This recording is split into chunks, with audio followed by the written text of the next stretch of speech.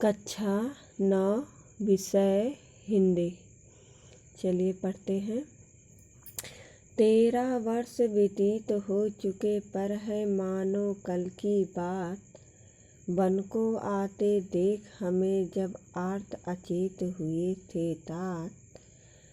अब वह समय निकट ही है जब अवधि पूर्ण होगी बन की।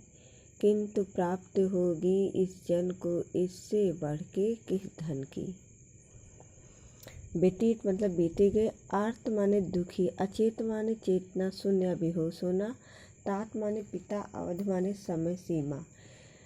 इस जन को लक्ष्मण को पंचवटी पर पहरा देते हुए लक्ष्मण अपने अतीत का स्मरण करते हुए कर रहे हैं, मतलब करते हैं, और इस पद्यांश में उसी का वर्णन किया गया है।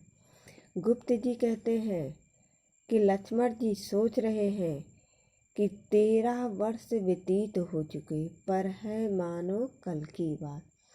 आज वनवास को 13 वर्ष बीत चुका है, फिर भी लग रहा है मानो ये कल की ही बात हो, अभी अभी कल की बात हो। वन को आते देख हमें जब आर्त अचेत हुए थे तात। जब हम सब वन के लिए प्रस्थान कर रहे थे तो पिताश्री कैसे दुखी थे और अचेत हो गए थे। अब बस वनवास की अवधि अब वनवास की अवधि मतलब अब वनवास की अवधि बीतने ही वाली है। मात्र कुछ समय शेष रह गया है।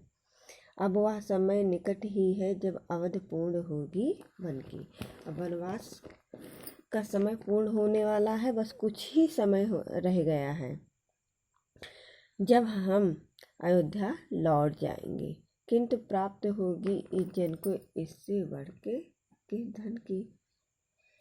कहते हैं कि जो है जब हम अयोध्या लौट जाएंगे तो मुझे इस वनवास की अवधि में श्री राम एवं सीता जी की सेवा का जो सुअवसर प्राप्त हुआ है वह उस राजभवन के समृद्ध वातावरण में कहाँ से मिलेगा। अर्थात मुझे भ्रातृ भक्ति रूपी जो यह सर्वश्रेष्ठ और महान धन यहाँ प्राप्त हो रहा है, अयोध्या में जाकर वह दुर्लभ हो जाएगा, क्योंकि इस धन से बढ़कर मेरे लिए कोई भी धन नहीं है। काव्य सौंदर्य है, भाषा साहित्यिक खड़ी बोली, शैली प्रबंध व भावात्मक, गुण प्रसाद है, रस शांत है, छंद मात्रिक है, शब्द शक्ति है, अभिधा लक्षणा एवं व्यंजना, अलंकार है, उत्प्रेक्षा अलंकार मानो कल की बात में, और रूपक अलंकार है, भ्रातृ भक्ति रूपी भाव की तुलना धन से की गई है। अगला देखिए। और आर्य को राज्य भार तो वे प्रजार्थ ही धारेंगे, व्यस्त रहेंगे हम सबको भी मानो विवश विसारेंगे। कर विचार लोक उपकार का हमें न इससे होगा सो, पर अपना हित आप नहीं कर सकता है यह न लोग। आर माने बड़े भाई को कहा गया है। राज्यभार मतलब राज्य का शासन, प्रजास्थ माने प्रजा के लिए, अवधारेंगे मतलब धारण करेंगे, व्यस्त माने कार्यों में व्यस्त रहेंगे, विवश माने असमर्थ, विसारे माने भूल जाएंगे, लोक उपकार मतलब संसार के उपकार का जो है, हित माने भला, नर लोग माने मनुष्य लोग। इस पद्यांश में लक्ष्मण जी के उन विचारों को जो है व्यक्त किया गया है जिनमें वो सोच रहे हैं कि अयोध्या वापस लौट जाने पर वे प्रजा हित के लिए राजभार संभालने लगेंगे तो श्री राम का जीवन कितना व्यस्त रहेगा।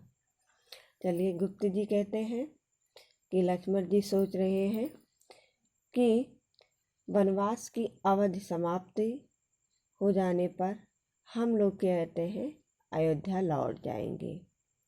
हम लोग अयोध्या लौट जाएंगे। और आर्य को राज्य भार तो वे प्रजार्थ ही धारेंगे। और बड़े भाई मतलब श्री राम श्री राम को राजकाज देखना पड़ेगा। अब व्यस्त हम सबको भी मानो विवश विसारेंगे। और कहते हैं कि जो है श्री राम को राजकाज देखना पड़ेगा। उनकी स्वयं की राजकाज की इच्छा न होते हुए भी प्रजा के हित के लिए राज्य का भार संभालना पड़ेगा। प्रजा के हित